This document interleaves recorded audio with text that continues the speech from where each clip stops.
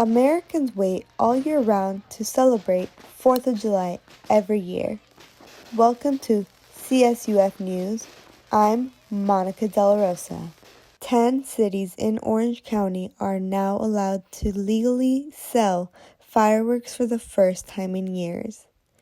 Anaheim is one of those cities, and now Orange County fire departments are preparing to be on the go for that busy night on 4th of July. We've been talking about fireworks in this country for decades, and unfortunately the statistics just don't change. We've got thousands and thousands of people who will show up in emergency rooms around the 4th of July with injuries, many of them very serious and life-threatening injuries that could be avoided if people just didn't use consumer fireworks. UC Irvine Medical Center and Orange County Global Medical Center every year receive patients that have very serious burns that were caused by celebrating our independence with illegal fireworks. Put your child in a helmet when they ride a bike.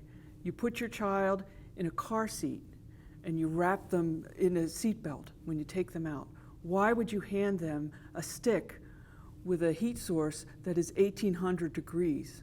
On this 4th of July, enjoy fireworks responsibly. Thank you for watching CSUF News. I'm Monica De La Rosa.